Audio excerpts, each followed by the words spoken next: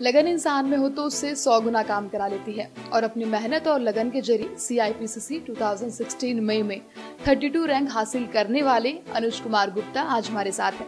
आइए उनसे बात करते हैं। अनुज, सबसे पहले आपको कॉन्ग्रेचुलेशन। Thank you. अनुज, कैसा लगा आपको? फर्स्ट सिलेक्शन कैसा था आपका जब आपको पता चला कि आपकी 32 रैंक है? मुझे मतलब एक्चुअल में बिलीव नहीं हुआ कि मेरी ऑल इंडिया 32nd रैंक आई है। मतलब ये एक अलग ही एक्सपीरियंस था सबसे, मतलब जो कभी ऐसा लगा नहीं था कि मेरी AAR 32 आ जाएगी, कभी मैं ऑल इंडिया रैंक में भी आऊँगा। लेकिन सच में मतलब जब लगता है ना किसी की इंस्पिरेशन आपके साथ हो, किसी की दुआएं आपके साथ हो और मतलब आप खुद मेहनत करते हो उस चीज़ के लिए, तो आप कुछ भी कर सकते हो अपनी लाइफ में। और मतलब आप अगर गोल अपने से अच्छा रखते हो ना, आप जितना कर सकते हो उससे अच्छा गोल रखोगे ना, तो आप ज़रूर उसे अचीव करोगे। तो अगर IPCC के रिजल्ट की बात करें तो 4 to 5% ही रहता है, लेकिन आपने फर्स्ट अटैम्प्ट में इतनी मेहनत की और जो रिजल्ट आपके सामने इतना अच्छा है, तो क्या लगता है आपको कि मेहनत की, इसके अलावा गाइडेंस रही और कितना क्या कुछ स्टडी प्लान आपने अपना रखा? मतलब सबसे पहले तो मतलब मम्मी पापा का इतना इंस्पिरेशन रहता है कि आप मतलब उनके एक्सपेक्टेशन के बदौलत ही मतलब किसी की रैंक आ पाती है। जब तक अपनी फैमिली आपको प्रमोट नहीं करते ना, तब तक आप कुछ नहीं कर सकते। एक्चुअल में मेरे पापा ने मतलब बहुत मेहनत की है मेरी रैंक के लिए, उन्होंने हमेशा मुझे सपोर्ट किया है, हमेशा।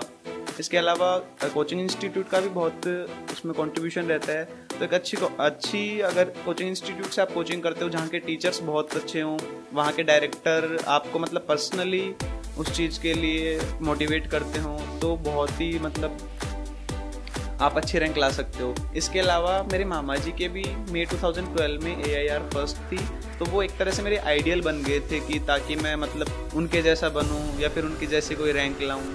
तो वो तो सक्सेस का क्रेडिट आप किसे देना चाहोगे? अब मैं सबसे ज़्यादा तो अपने मम्मी पापा को बेसिकली, मतलब मेरे पापा ने तो बहुत ही मेहनत की है मेरे लिए। उन्होंने कभी मुझे किसी भी चीज़ के लिए मना नहीं किया। मतलब जब भी मुझे किसी भी चीज़ की ज़रूरत होती तो मैं यही पाता कि मेरे पापा मेरे साथ खड़े हैं।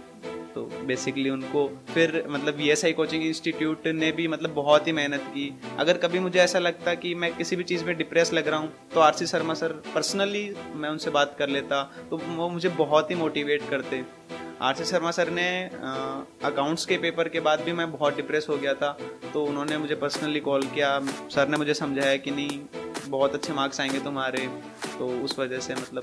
तो मैं आपसे जानना चाहूँगी कि VSI को आपने क्यों चुना अपनी कोचिंग के लिए, और आपने CPT भी क्या यहीं से की थी या कहीं और से की? मैंने CPT VSI से की थी और मैंने IPCC भी यहाँ इसीलिए चुनी कि मतलब यहाँ का मोटिवेशनल एनवायरनमेंट। इसके अलावा मामा जी ने मतलब निखिल कुमार ने यहाँ से की थी, उनकी AAR फर्स्ट थी, तो वो तो मेरे लिए बहुत ही इंस्पिरेशनल हो गया था फिर, इसलिए मैंने यहाँ ज्वाइन की। और RC शर्मा सर ने भी मतलब पर्सनली कहा मुझे कि नहीं, हम तुम्हें एक्स्ट्रा ऑर्डिनरी बना के दिखाएंगे, तो इस वजह। तो मतलब आपको लगता है कि जिस कोचिंग से, जिस इंस्टीट्यूट से ऑल इंडिया रैंक फर्स्ट निकल सकती है, तो कहीं ना कहीं आप भी कुछ ना कुछ तो डेफिनेटली अचीव ही कर ही सकते हैं। अच्छा अनुज, आपसे जानना चाहेंगे कि आपने ड्यूरिंग एग्जाम्स क्या कुछ चीज़ें खास माइंड में ध्यान रखी? ड्यूरिंग एग्जाम टाइम सबसे मेन चीज़ ये रहती है कि आप मतलब किसी भी चीज़ के लिए डिमोटिवेट नहीं हो। आपको कभी ऐसा नहीं फील होना चाहिए कि मेरी मतलब कोचिंग कंप्लीट नहीं हुई या फिर मेरा रिवीजन नहीं हुआ। VSI में बेसिकली यही होता है कि 3 मॉक टेस्ट सीरीज हो जाती हैं, तो कभी ऐसा फील नहीं आता कि आपका रिवीजन कंप्लीट नहीं हुआ। और इसके अलावा हमारा मई अटेम्प्ट था, तो हमारी कोचिंग क्लासेस दिसंबर तक कंप्लीट हो गई थी, तो उसके बाद 4 महीने आपको मिलते हैं, तो आप 4 महीने में मतलब पूरा आराम से 2-3 बार रिवीजन कर सकते हो। तो रिवीजन के लिए बेसिकली 12-13 घंटे दिन में निकालना। हाँ, सेल्फ स्टडी का लिए भी आपका बहुत अच्छे से टाइम मिल गया था। 12-13 आवर्स बहुत होते हैं आपके लिए सेल्फ स्टडी के लिए। इसके अलावा RC सर मतलब टेक्निक्स बताते हैं कि आप ऐसे पढ़ो, मतलब फर्स्ट टाइम में क्वेश्चंस हो जाएं तो उनको ABC कैटेगरीज बना लो। उससे ज़्यादा बेटर रहता है कि एग्ज़ाम टाइम पे आप उन्हीं चीज़ों को कवर कर पाते हैं जिनमें आप वीक हो, तो वो ज़्यादा बेटर। अनुज, आपका कोई खास फेवरेट पेपर रहा? हाँ, कोस्टिंग SFM मतलब बहुत ही अच्छा लगता है मेरे को कोस्टिंग FM। यहाँ की कोस्टिंग FM वाले सर भी बहुत अच्छे थे, उन्होंने मतलब बहुत सही गाइडेंस दी थी। तो मतलब बेसिकली सबको ये लगता है कि कोस्टिंग FM बहुत हार्ड है, काफ़ी लेंथी पेपर आता है, लेकिन कोस्टिंग FM का पेपर देख के मुझे तो बहुत ही अच्छा लगा था। एग्जाम के टाइम में कोई पेपर है आपका जो बिगड़ गया हो, या फिर कुछ खास ऐसा मोमेंट आपको लगा कि हाँ बस मैं बच गया इस मौके से? हाँ, एक्चुअल में ऑडिटिंग के पेपर के बाद मेरे साथ ऐसा ही हुआ था कि मैं पूरा भी अटेम्प्ट नहीं कर पाया था। और ऐसा लगा भी नहीं था कि मैंने सब कुछ पढ़ा था, उन्हीं में से सब कुछ आया है। लेकिन आर सी शर्मा सर का कॉल आया उस टाइम पे, तो शर्मा सर ने मुझे बहुत ही मतलब गाइड किया कि नहीं तुम ITSM का पेपर दो, बहुत अच्छे मार्क्स आएंगे तुम्हारे। ऑडिट में भी मतलब मैंने अराउंड 85-90 का अटैम्प्ट किया था, तो सर ने कहा तुम्हारी राइटिंग स्किल अच्छी है, तुम बेसिकली बहुत सही लिख लेते हो, तो तुम्हें अच्छे मार्क्स ही मिलेंगे उसके अकॉर्डिंग। तो कोचिंग का भी, टीचर्स का भी और सेल्फ स्टडी के साथ साथ सब चीज़ों का एक तरीके से बहुत ही योगदान रहा आपके पूरी अच्छे रिजल्ट को लाने में।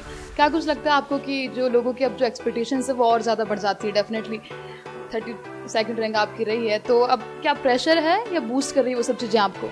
हाँ, एक्चुअल में मतलब पहले जब तक आप कुछ नहीं करते ना, तब तक कोई आपको उस चीज़ के लिए प्रेशराइज भी नहीं करता। लेकिन जब आप कुछ अचीव कर लेते हैं ना, तो फिर खुद को ये फील होता है कि नहीं मेरी अगली स्टेप से भी ऊपर होनी चाहिए कुछ। तो अभी AAR 32 है, तो फिर मैं तो कुछ ऐसा एक्सपेक्ट करता हूँ कि मेरी अगली बार फाइनल में AAR फर्स्ट ही हो, लेकिन उसके लिए अकॉर्डिंग मेहनत भी करनी पड़ती है, तो वो बहुत जरूरी। डेफिनेटली हम चाहेंगे कि आपकी जो आप चाह रहे हो एक बेस्ट रैंक वो आपको हासिल हो। अच्छा अनुज, जो आपके स्टूडेंट्स हैं जो CPT या IPCC की तैयारी कर रहे हैं, उनको आप अपना क्या मैसेज देना चाहेंगे? मैं मतलब मैसेज यही देना चाहूँगा कि टीचर्स को ऑलवेज फॉलो करें आप। कभी ऐसा नहीं हो कि उनके अगेंस्ट जा रहे हैं आप, कि उन्होंने जो कुछ बताया है वो नहीं करके अपन अपना पर्सनल कुछ कर रहे हैं उसमें। इसके अलावा जैसे रेगुलर स्टडी बहुत ज़रूरी है। आप अपना शेड्यूल बना लो सुबह से लेकर शाम तक का, कि मेरे को इतने घंटे ऐसे ऐसे पढ़ना है, तो वो बहुत सही रहता है। इसके अलावा कोचिंग पूरी कंप्लीट करें, मतलब ऐसा नहीं हो कि कभी क्लासेस आपने वो छोड़ दी या फिर लेकिन क्लासेस कंप्लीट करो। शर्मा सर मतलब पर्सनली सब बच्चों को देखते हैं, कि ऐसा कभी नहीं लगा कि शर्मा सर ने किसी को अलग से क्लासेस दी हैं या फिर किसी को अलग से मोटिवेट किया है। सब पे बराबर ध्यान रखते हैं, तो ऐसी कोई दिक्कत आती नहीं है वेसाई कोचिंग इंस्टीट्यूट। मतलब आपकी जो कोचिंग थी वेसाई का, उसका खास रोल ये रहा कि सबसे पहली बात आपको लगा कि जो इतना टफ एग्जाम लोग समझते इतना है नहीं है। हाँ, एक्चुअल में जितना मतलब सबसे सुना था ना कि IPCC में बोथ ग्रुप देना बहुत ही हार्ड है, फर्स्ट और सेकंड ग्रुप अलग अलग ही नहीं निकल पाते, तुम बोथ ग्रुप कैसे करोगे। लेकिन यहाँ आने के बाद पता चला कि नहीं, आप सब कुछ कर सकते हैं। बोथ ग्रुप में आपने इतना अच्छा कुछ अचीव। हाँ, बोथ ग्रुप में मतलब बेसिकली मतलब टारगेट तो यही था कि हम 500 प्लस करें, लेकिन उस टाइम का अटेम्प्ट का सबका रिजल्ट ही अराउंड 500 के आसपास रहा था, तो बहुत ही अच्छा रिजल्ट था मेरे लिए। तो ये थे हमारे साथ अनुज कुमार गुप्ता, जिन्होंने CIPCC 2016 में ऑल इंडिया 32nd रैंक हासिल की। और अनुज, आपका